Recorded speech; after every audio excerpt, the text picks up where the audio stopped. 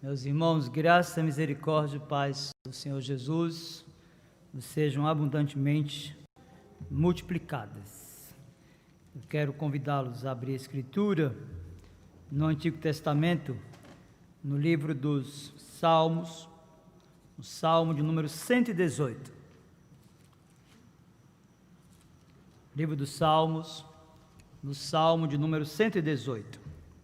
Eu quero convidá-lo não somente a acompanhar a leitura desta porção da Escritura, mas de forma especial manter a sua Bíblia aberta para acompanhar a exposição do texto bíblico.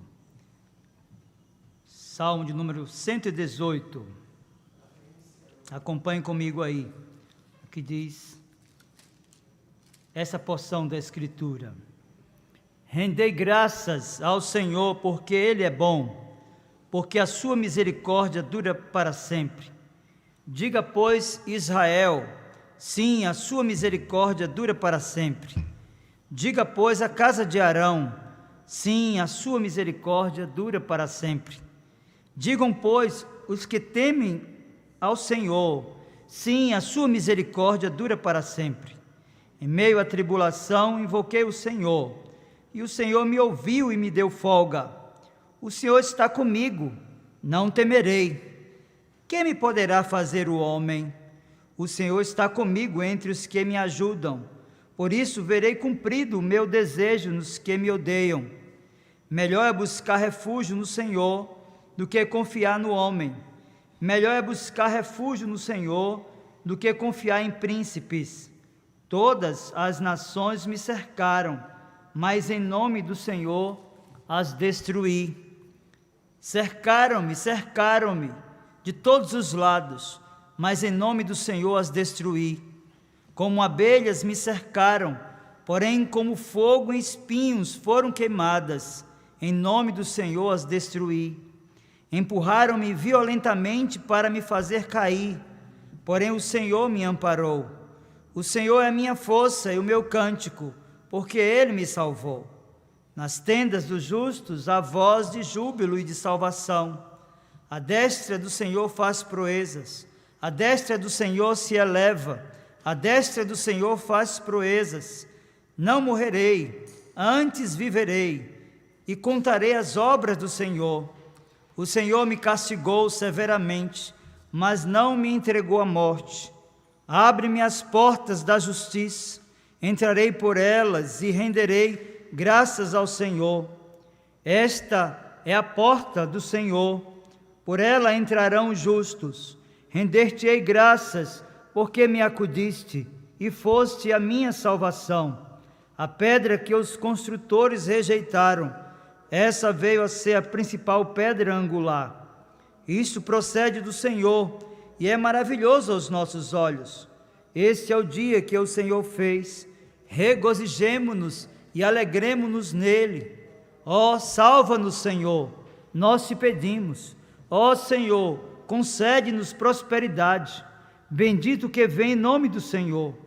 A vós outros da casa do Senhor, nós vos abençoamos. O Senhor é Deus e Ele é a nossa luz. Adornai a festa com ramos até as pontas do altar. Tu és o meu Deus, render-te-ei graças. Tu és o meu Deus, quero exaltar-te. Rendei graças ao Senhor, porque Ele é bom, porque a sua misericórdia dura para sempre. Eu quero convidar você a curvar sua fronte agora e orar comigo, suplicando a Deus que faça prático o texto à nossa vida, que Ele fale ao meu coração e ao seu coração, pela Escritura, pela inspiração, pela inerrância da Escritura, que é a palavra de Deus. Feche os seus olhos e vamos orar. Meu Senhor, em nome de Jesus, teu bendito e amado Filho, nosso Redentor e Supremo Pastor, é por Ele, por seu sacrifício perfeito, eterno, suficiente, por sua mediação, pelo exercício do seu sacerdócio, que nos achegamos ao trono da tua graça, confiados nos méritos de Cristo, compreendendo que por Ele fomos alcançados e salvos, fomos chamados eficazmente das trevas para a luz E hoje estamos na tua casa para bendizer-te, louvar-te e para aprender mais da tua palavra. Nós te suplicamos, meu Senhor, que prepare-nos o coração agora e disponha o texto que foi lido pela ação benfazeja e poderosa do Espírito, para que a igreja seja fortalecida e edificada, para que aqueles por quem Cristo morreu sejam chamados eficazmente a um relacionamento de aliança. Que Cristo, nosso Senhor e Salvador, seja o objeto do louvor e da adoração nesta noite, e que Ele seja exaltado e glorificado. No nome dEle nós oramos. Amém. Meus queridos irmãos, a divisão do conhecimento em categorias serve-nos como uma sistematização que facilita a compreensão das múltiplas formas de saberes. O conhecimento sensorial é aquele comum entre seres humanos e animais. O conhecimento intelectual está relacionado ao nosso raciocínio. O conhecimento popular, associado à cultura dos diversos grupos étnicos. O conhecimento científico tem relação com análises ou pesquisas baseadas em provas. O conhecimento filosófico, meu querido irmão, está vinculado à construção de ideias. E o conhecimento teológico, ele é adquirido a partir da crença religiosa. De fato, é necessário compreender a distinção entre conhecimento intelectual e experimental para compreender melhor a verdade da Escritura. O Salmo 118 é parte da liturgia da Páscoa e foi possivelmente utilizado pelo Senhor Jesus pela ocasião da última Páscoa e celebração da primeira ceia. O Senhor Jesus utilizou esse salmo citando ao longo do seu ministério público. Ele também foi recitado por ocasião da entrada triunfal do Mestre em Jerusalém. O autor desse salmo, meu querido irmão, foi provavelmente Davi, quando esteve em Hebrom, e as evidências internas sinalizam essa verdade. A expressão, como no registro textual, "O Senhor me castigou, porém não me entregou à morte", revela uma das múltiplas experiências do rei, também registrada em outros fragmentos da Santa Escritura. Nós olhamos então para a primeira estrofe do Salmo 118 e percebemos que ela nos traz ou apresenta uma explosão de louvores em forma de ações de graças, por meio do que conhecemos em nossas liturgias como uma leitura responsiva. Veja, verso do 1 até o 4 do Salmo 118, acompanhe comigo aí na sua Bíblia. A Escritura diz assim: "Rendei graças ao Senhor, porque Ele é bom, porque a sua misericórdia dura para sempre. Diga, pois, Israel, sim, a sua misericórdia dura para sempre. Diga, pois, a casa de Arão, sim, a sua misericórdia dura para sempre. Digam, pois, os que temem ao Senhor, sim, a sua misericórdia dura para sempre." Meus queridos irmãos, este salmo, quando era lido na ocasião da festa da Páscoa entre os judeus, cumpria uma agenda muito comum nas nossas liturgias. O liturgo ou dirigente apresentava um chamado e a congregação respondia com um refrão. Há nos 4 primeiros versículos desta linda poesia 4 chamados e uma declaração pessoal de louvor. Perceba comigo que no versículo 1 do Salmo 118, nós encontramos uma declaração pessoal ou particular de Davi, que convida outros a louvar a Deus. Perceba ainda comigo que no verso 1 há um chamado geral. Perceba comigo que no versículo 2 há um chamado a Israel enquanto nação. Perceba ainda na leitura do Salmo 118, primeira estrofe, agora verso 3, que há um chamado à família sacerdotal na pessoa de Arão, o sumo sacerdote. Verso 4, nós encontramos o chamado ao remanescente, ou povo da aliança, os que preservam o temor de Deus. Davi está conclamando o povo para que se juntasse a ele nessa explosão de louvor, para bendizer ao Senhor por suas misericórdias. O convite, então, a louvar tem relação com um dos atributos de Deus, a sua misericórdia, que é um atributo conceituado como comunicável. Davi, meus irmãos, utiliza aqui a palavra nesse salmo, cuja pronúncia ou tradução no Novo Testamento é Betesda, cujo conceito é bondade, benignidade ou fidelidade. Davi enobrece o atributo da bondade de Deus, de ser gentil, e o faz convidando a outros a juntarem-se a ele nesta explosão de louvor em decorrência da bondade do Senhor. Meus queridos, quando nós folheamos as Escrituras, nós percebemos tanto no Antigo quanto no Novo Testamento que os autores sacro-inspirados, eles compreenderam perfeitamente esse atributo da misericórdia de Deus, e eles compreenderam o quanto isso era importante na relação pactual.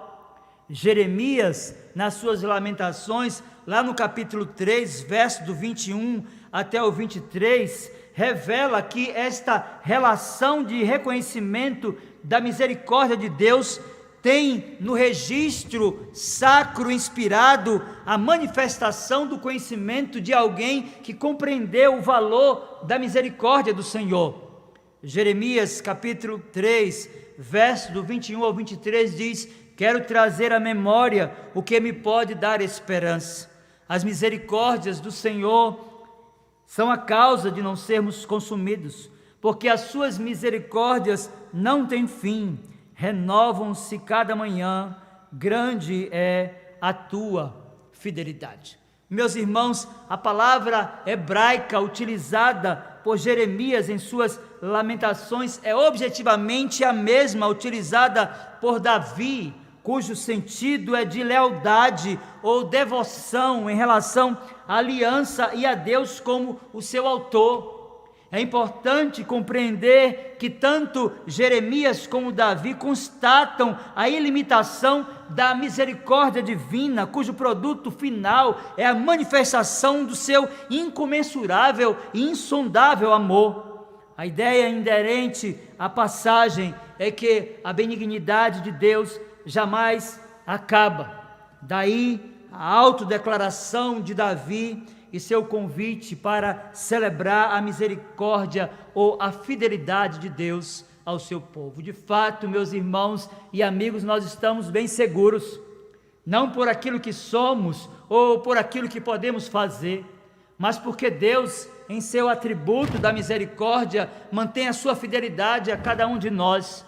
Por isso Davi, nessa explosão de louvores, na primeira estrofe do Salmo 118, verso do 1 até o 4, não somente faz uma autodeclaração, mas convida pessoas e grupos a unirem-se a ele nessa explosão de adoração, bendizendo a misericórdia do Senhor.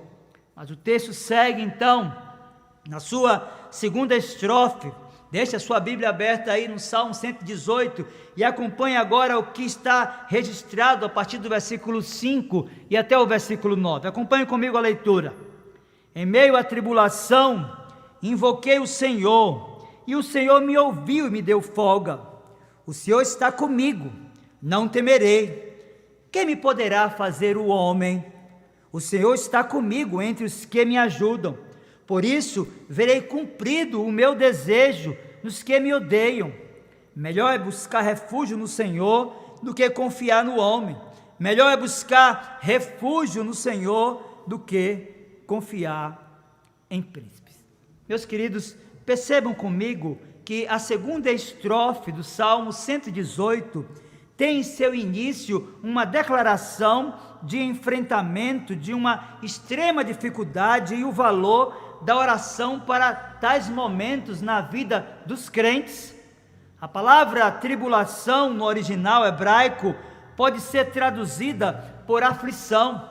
A palavra tribulação no original pode ser traduzida por dificuldade, por angústia, e é importante que se diga que essas experiências na vida cristã nunca devem ser diminuídas em seus efeitos benéficos. Via de regra, meus queridos irmãos, quase sempre elas conduzem os crentes piedosos a uma vida de oração, de súplica a Deus. Isso é verdade não somente na experiência de Davi, no registro do Salmo 118, mas quando nós lemos também outra composição poética, no Salmo 116, versos 13 e 4, quando o salmista disse: laços de morte me cercaram, e angústias do inferno se apoderaram de mim. Caí em tribulação e tristeza, então invoquei o nome do Senhor. Ó Senhor, livra minha alma. Meus queridos, percebam que as declarações de dependência de Deus e exercício da oração constante de Davi em meio às aflições nos chamam a atenção nos versos 5, 6, 7, 8 e 9. No verso 5 ele diz: em meio à tribulação invoquei o Senhor. No verso 6 ele diz: o Senhor está comigo, quem me poderá fazer o homem? No verso 6 ele vai dizer, no verso 7, o Senhor está comigo entre os que me ajudam. E agora nos versos 8 e 9 ele diz: melhor é buscar refúgio no Senhor. Meus irmãos, de fato a oração é o antídoto mais poderoso para as aflições da vida. É importante compreender que se você está enfrentando uma luta, simplesmente faça como aqueles que registraram na Escritura a sua devoção e fidelidade a Deus orando. E assim também, do ponto de vista da história, Billy Graham, o grande evangelista norte-americano, disse: dobre os joelhos e ore, até que você e Deus sejam amigos íntimos. A W. Tozer, falando sobre oração, disse: orar e continuar orando, até começar a orar de verdade. Soren Kierkegaard, falando sobre oração, nos disse: a função da oração não é influenciar Deus, mas especialmente mudar a natureza daquele que ora. A oração não muda Deus, mas muda aquele que ora. John MacArthur afirmou: a intimidade com Jesus envolve sofrimento, envolve obediência, envolve muita oração, conhecimento da Bíblia e uma vida de fé.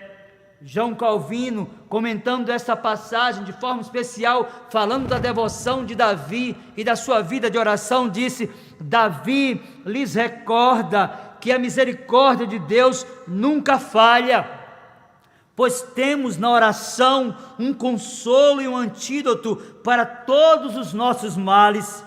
A ocasião em que ele diz que fizera a súplica, por meio da qual obtivera livramento, foi a de angústia, disse o reformador. Isso nos ensina que o tempo de adversidade dolorosa é propício para nos saturarmos de oração. Portanto, meu querido irmão, se você está enfrentando um gigante, se você está enfrentando uma luta, se você está mergulhado em um deserto, se você está caminhando em um vale, faça como Davi, simplesmente ore e entregue a peleja a quem tem competência para resolver. Pare de tentar resolver as coisas pela força do seu braço. Recue, entregue as suas almas e apele ao trono da graça, porque Deus certamente o visitará com providência e Ele agirá de forma ordinária e extraordinária. Mas o texto segue, e agora no Salmo 118, a partir do versículo 10 e até o versículo 14, a terceira estrofe do Salmo, o salmista disse: todas as nações me cercaram, mas em nome do Senhor as destruí. Cercaram-me de todos os lados, mas em nome do Senhor as destruí. Como abelhas me cercaram, porém como fogo em espinhos foram queimadas. Em nome do Senhor as destruí. Empurraram-me violentamente para me fazer cair, porém o Senhor me amparou. O Senhor é a minha força e o meu cântico, porque Ele me salvou, disse o salmista. Meus irmãos, percebam comigo que na terceira estrofe desta linda poesia, nós encontramos Davi relatando a forma poderosa e maravilhosa que foi livrado por Deus de todas as suas aflições e perseguições. Seu desejo foi o de revelar aos seus amigos que o seu socorro veio do céu e não da terra. Nós percebemos aqui que, de fato, havia uma intensidade na fúria daqueles que estavam lhe atacando. Nós percebemos aqui que havia, de fato, uma linguagem utilizada, por exemplo, por Davi, para realçar, através desse enxame de abelhas, o poder daqueles que estavam lhe atacando. E muito embora as abelhas não sejam muito fortes, mas quando elas agem em coletividade e quando atacam a pessoa, isso causa muito temor. E Davi usa dessa figura de linguagem para revelar o que estava lhe ocorrendo naquele dia. Contudo, o registro da Escritura, na terceira estrofe do Salmo 118, nos mostra que as respostas de Davi à investida dos seus inimigos revelam o olhar de um servo que está voltado não para a terra, mas para o trono da graça de Deus. Vejam, versos 10 e 11, ele diz: todas as nações me cercaram, mas em nome do Senhor as destruí. Vejam, verso 12, ele diz: como abelhas me cercaram, porém como fogo e espinhos foram queimadas, em nome do Senhor as destruí. Vejam, verso 13 do Salmo 118, empurraram-me para me fazer cair, porém o Senhor me amparou. Meus queridos, é possível perceber que os livramentos recebidos e foram fortalecendo as convicções e foram reafirmando ainda mais as convicções que Davi tinha acerca da providência de Deus. O verso 14 do Salmo 118 diz: o Senhor é a minha força e o meu cântico, porque Ele me salvou. Meus queridos, o uso da palavra força, como neste verso, destaca a fraqueza do salmista e remete a sua segurança exclusivamente a Deus. Daí a conclusão desta linda poesia de que Deus é o seu louvor, de que Deus é o cântico do salmista. Meus queridos, de fato, nós precisamos de olhar para essa experiência do rei de Israel e perceber o quanto ele estava conectado com Deus. Nós precisamos de olhar para essa experiência vivida por Davi nos seus enfrentamentos e dificuldades e nos remeter a essa passagem da Escritura para aperfeiçoar o nosso caráter segundo esse padrão de dependência de Deus. Esse homem não tinha forças em si mesmo, ainda que tivesse um exército a seu favor, ainda que tivesse muitas habilidades, a sua confiança não estava na terra, mas sim no céu. Por isso então o texto segue, e agora na quarta estrofe, verso do 15 ao 18, do Salmo de número 118, diz assim: nas tendas dos justos há voz de júbilo e de salvação, a destra do Senhor faz proezas, a destra do Senhor se eleva, a destra do Senhor faz proezas. Não morrerei, antes viverei e contarei as obras do Senhor. O Senhor me castigou severamente, mas não me entregou à morte. Perceba, meu querido irmão, que a declaração de desejo, de duplicidade dos feitos do Senhor da parte do salmista revela o seu desejo de dividir a experiência de socorro que o Senhor lhe proveu.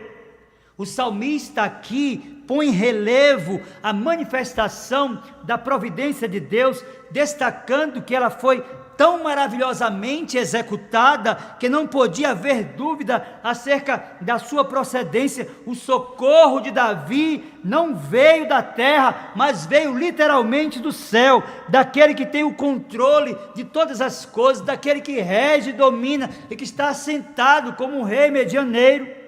Meus irmãos, a repetição da expressão "a destra do Senhor" indica ainda o agir poderoso e inusitado do Senhor, que engrandeceu seu glorioso e poderoso nome através da sua providência e bondade na vida de Davi, o seu servo, que declara que foi livrado da morte para contar as maravilhosas obras do Senhor. Salmo 118, verso 17, há uma convicção no coração do rei.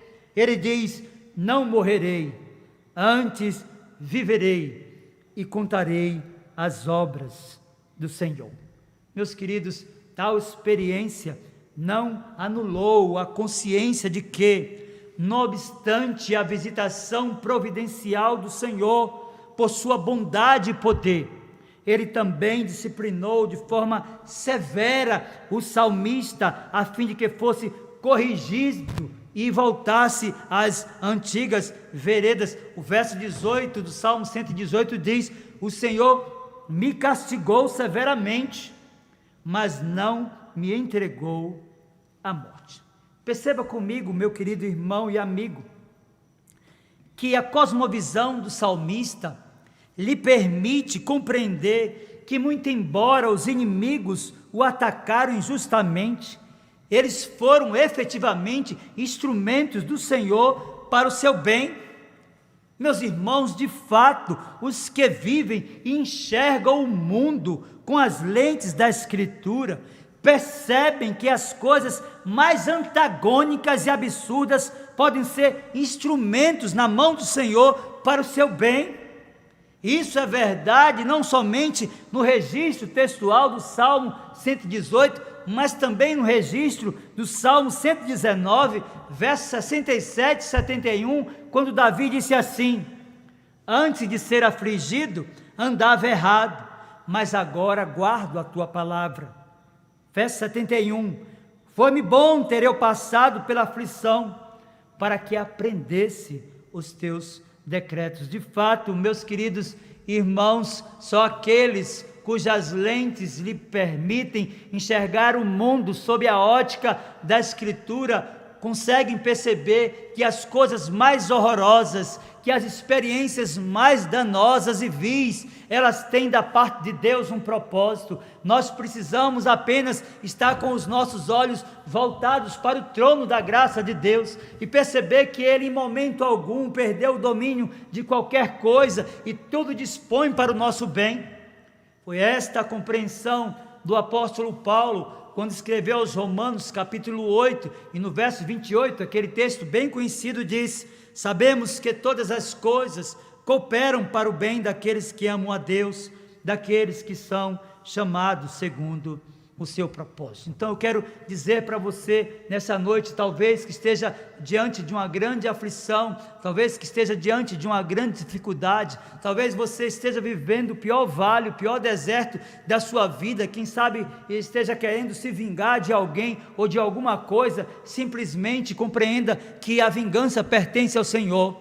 Simplesmente compreenda que absolutamente todas as coisas cooperam para o bem daqueles que amam a Deus, daqueles que são chamados segundo o seu propósito. Então, baixe as suas armas, descanse seu coração e confie naquele que é perito em operar nas impossibilidades humanas.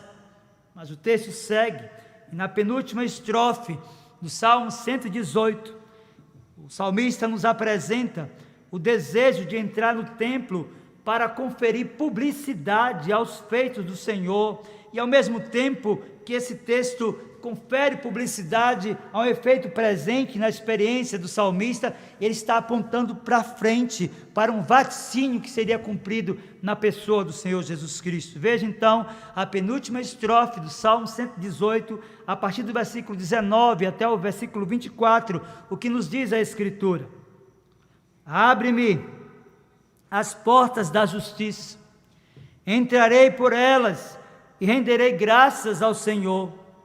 Esta é a porta do Senhor, por elas entrarão justos. Render-te-ei graças, porque me acudiste e fosse a minha salvação. A pedra que os construtores rejeitaram, essa veio a ser a principal pedra angular. Isso procede do Senhor e é maravilhoso aos nossos olhos. Esse é o dia que o Senhor fez. Regozijemo-nos e alegremo-nos nele. Meus irmãos, o fato de ter sido impedido durante longo período de cultuar a Deus no templo e considerando agora a possibilidade de voltar a ter acesso ao santuário, gera no coração do salmista uma exultante alegria.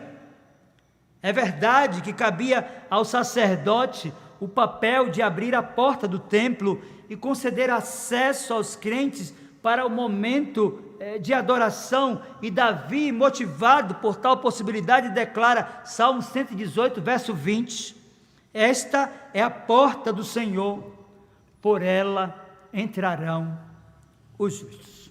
Perceba comigo nos versos 19, 20 e 21 do Salmo de número 118, que ele nos revela informações que não podem ficar confinadas no passado, elas traspassam as gerações e têm o seu cumprimento na pessoa do Senhor Jesus.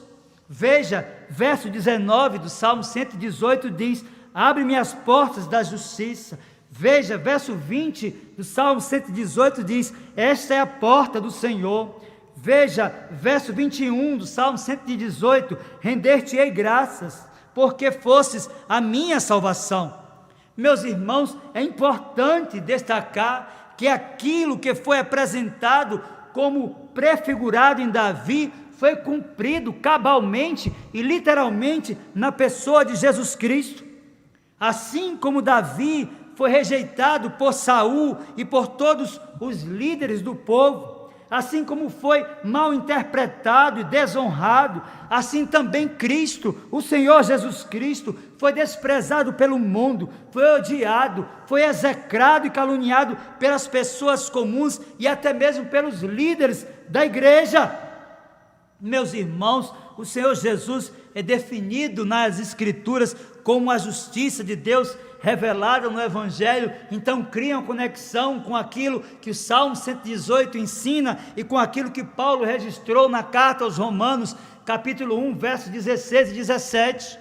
Veja, aos Romanos Paulo disse, pois não me envergonho do Evangelho, porque é o poder de Deus para a salvação de todo aquele que crê, primeiro do judeu e também do grego, visto que a justiça de Deus se revela no Evangelho, de fé em fé, como está escrito, o justo viverá por fé. Meus queridos, a justiça de Deus é o Senhor Jesus Cristo.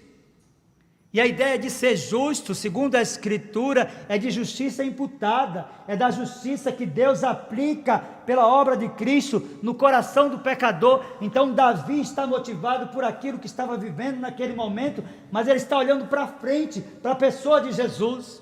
É importante também compreendermos que Cristo se autodeclara a porta das ovelhas e Davi está diante da porta do templo.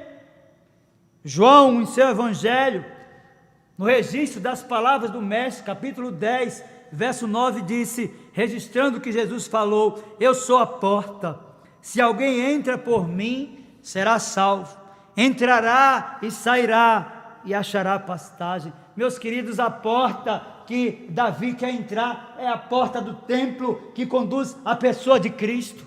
De fato, ele é também o Senhor Jesus, definido na Escritura como autor e consumador da nossa fé e o único meio pelo qual os crentes são salvos. Se você abrir a sua Bíblia na carta aos Hebreus, capítulo 7, verso 25, você vai perceber isso.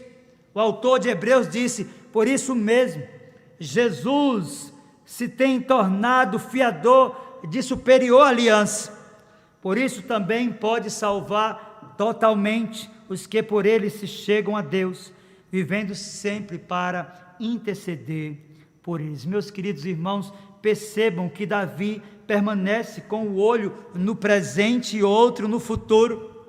A pedra negligenciada na construção, que é revelada no Salmo 118, é literal, mas é ao mesmo tempo simbólica. A pena inspirada do poeta revela seu cuidado não somente com a estrutura física do templo, mas ao mesmo tempo a estrutura espiritual, o organismo que é a igreja, no qual Cristo é a cabeça.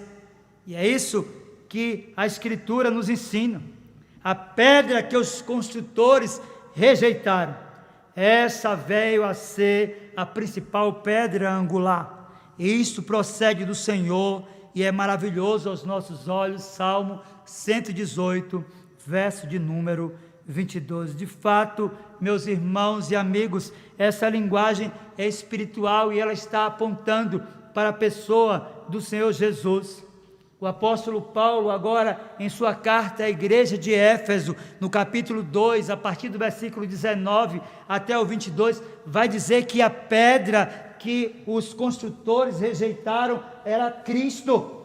Veja Efésios 2, a partir do 19: assim já não sois estrangeiros e peregrinos, mas concidadãos dos santos, e sois da família de Deus, edificados sobre o fundamento dos apóstolos e profetas, sendo ele mesmo Cristo Jesus a pedra angular, no qual todo edifício bem ajustado cresce para santuário dedicado ao Senhor, no qual também vós juntamente estáis sendo edificados para a habitação de Deus no Espírito. Meus queridos irmãos, a presente estrofe ainda revela a consciência de um dia feliz para o salmista. Ele havia sido visitado pela providência de Deus, que o estabeleceu como rei em Israel. Davi se refere àquele dia como o tempo em que ele foi constituído rei sobre Israel, quando finalmente Samuel o ungiu para o reinado, sem contudo perder a visão de que a pedra rejeitava apontava para a frente, e essa pedra era Cristo. Cristo é o fundamento da igreja, Cristo é a cabeça da igreja, Cristo é o rei medianeiro, e é isso que nós vamos ver na penúltima estrofe desse salmo. Afinal, agora a Escritura vai nos dizer: ó, salva-nos, Senhor, nós te pedimos. Ó Senhor, concede-nos prosperidade. Bendito o que vem em nome do Senhor. A vós outros da casa do Senhor, nós vos abençoamos. O Senhor é Deus, Ele é a nossa luz. Adornai a festa com ramos até as portas do altar. Meus queridos irmãos, de fato, esta passagem é bastante conhecida, e no Novo Testamento ela é aplicada a Cristo. Ela se tornou inclusive letra de uma canção do grupo Vencedores por Cristo. Obviamente que há a consciência do rei, que aqueles que Deus levanta para cuidar da sua igreja e o fazem de coração segundo a sua palavra, são os que vêm em nome do Senhor, como os profetas e mestres que Deus levantou no passado para cuidar do seu povo. Contudo, a passagem se aplica a Cristo e é citada no Novo Testamento. Escute o registro de Mateus no seu Evangelho, no capítulo 21, versos 4, 5 e 9. A Escritura diz assim: ora, isto aconteceu para se cumprir o que fora dito por intermédio do profeta: dizei à filha de Sião, eis aí te vem o teu rei, humilde, montado em jumento, num jumentinho, cria de animal de carga.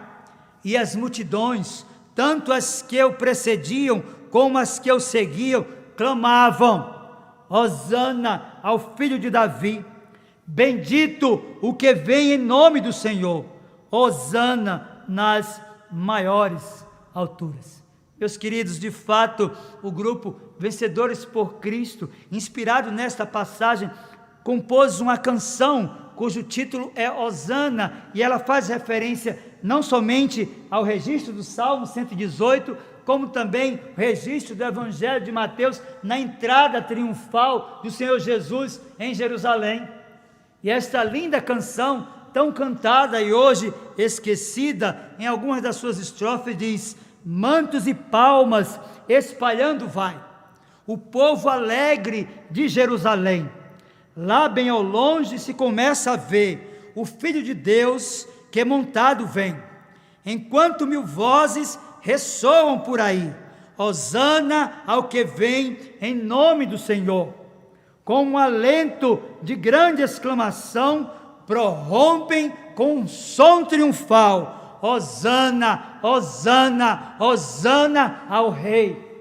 Meus irmãos, de fato, esse rei apresentado pelo Salmo 118 é o rei Davi. Na sua unção, Samuel vem e unge aquele homem como rei, mas ele está olhando para frente, porque ele dá início a uma sucessão de homens que ocupariam o trono, e hoje, efetivamente, o trono é ocupado pelo rei medianeiro, o Senhor Jesus Cristo, que rege e domina sobre tudo e todos.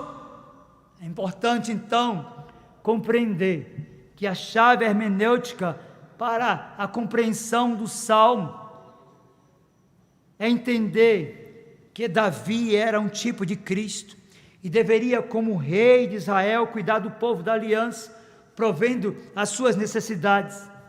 Mas é importante compreender que o próprio rei de Israel está olhando para Cristo na esperança de que as promessas veterotestamentárias se cumprissem e esse rei, revestido de majestade e força, pudesse tomar forma humana e habitar entre nós. O Salmo então caminha para o final, e agora nos versos 28 e 29, Salmo 118, você que está com a sua Bíblia aberta aí, acompanhe a última estrofe dessa linda poesia. Salmo 118, versos 28 e 29. Tu és o meu Deus, render-te-ei graças, tu és o meu Deus, quero exaltar-te. Rendei graças ao Senhor, porque Ele é bom, porque a sua misericórdia dura para sempre. Meus queridos, Davi conclui esta linda poesia destacando um dos atributos de Deus, a sua onipotência. Ao utilizar o nome Senhor, traduzido da expressão hebraica Jeová, o salmista confere visibilidade ao poder de Deus, definindo como Deus forte.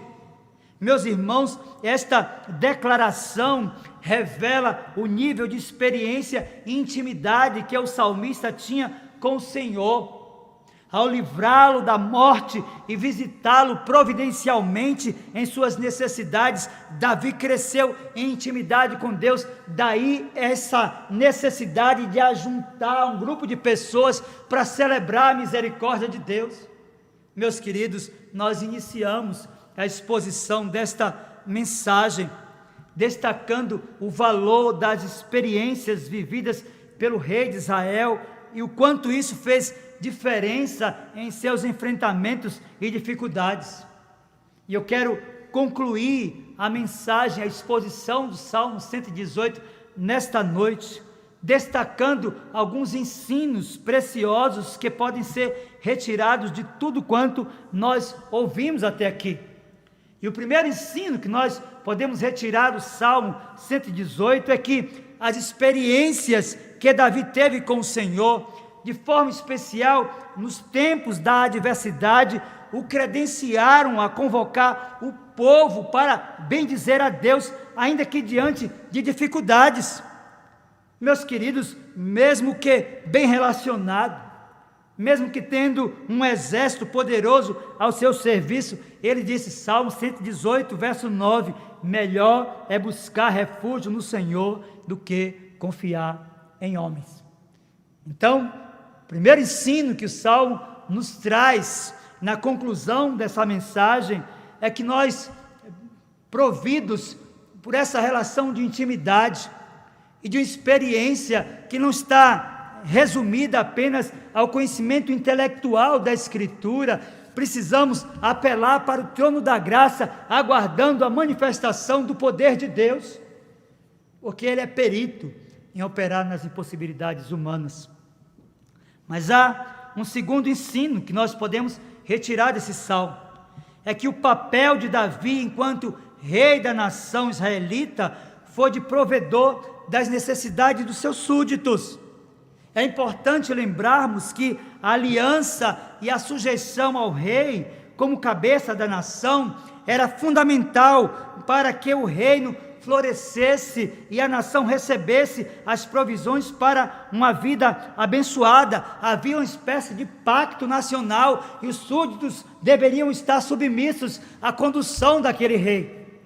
Terceiro, meus irmãos, nós precisamos de compreender que, como tudo que é ensinado nesse salmo tem relação com a pessoa de Cristo, já que Davi em seu ofício real é apenas um tipo de Cristo, nós devemos aprender que enquanto súditos do Rei dos Reis, devemos obedecê-lo e honrá-lo, sem desejarmos, se de fato desejamos as benécias do seu reino, seu reino que é universal, seu reino que foi estabelecido no céu e também está na terra e terá no dia do juízo final a sua implantação definitiva. Este reino, meus irmãos, cujos valores principais são a verdade, a justiça, a paz, a fraternidade, o perdão, a liberdade, a alegria e a dignidade da pessoa humana redimida pela obra de Cristo. E a pergunta que nos vem nesse momento em que caminhamos para concluir essa mensagem é: você já faz parte desse reino? Se a sua resposta é positiva, eu quero dizer para você: honre o Rei Jesus, vivendo em lealdade e exclusividade a Ele. Certamente por sua providência e bondade Ele visitará a você e a toda a sua casa. Se contudo você ainda não faz parte desse reino e deseja fazer, o Senhor Jesus, o Rei medianeiro, lhe convoca nessa noite para que você, arrependido dos seus pecados, confesse-o como o único Senhor e Salvador da sua vida. A Ele, pois, seja a glória e a honra pelos séculos dos séculos. Amém. Nós vamos orar, encerrando o culto nessa noite. Feche seus olhos. Você, quem sabe, que esteja atravessando um vale, um deserto, como Davi, perseguido por Saul, vivendo em tendas, em extrema dificuldade, confie no Senhor. Ele tem provisão para a sua casa, como teve para Davi, o seu servo.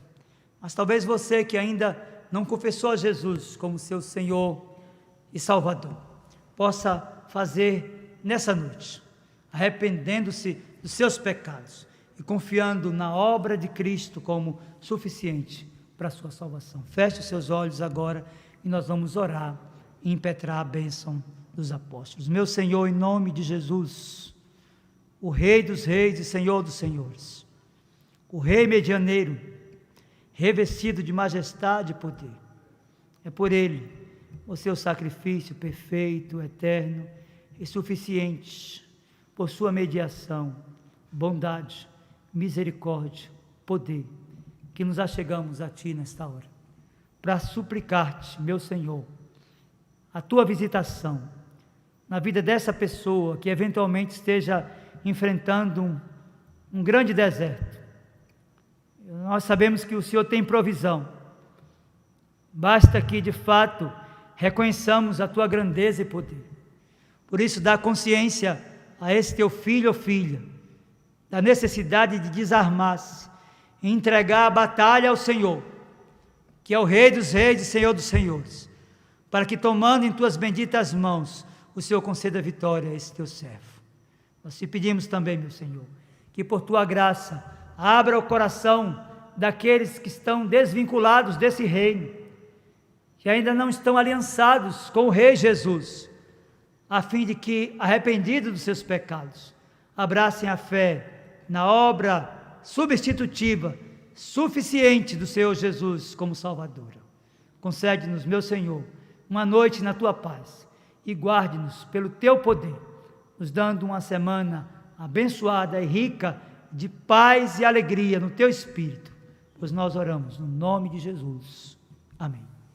Recebam a bênção, irmãos, que a graça do Senhor Jesus, o amor de Deus, o nosso muito bondoso Pai, o poder, a comunhão e as consolações do Santo Espírito de Deus, sejam sobre vós, irmãos, e sobre vós repouse. Assim vos abençoe o Deus Pai, Filho e Espírito Santo. Amém. Deus, pois, nos abençoe.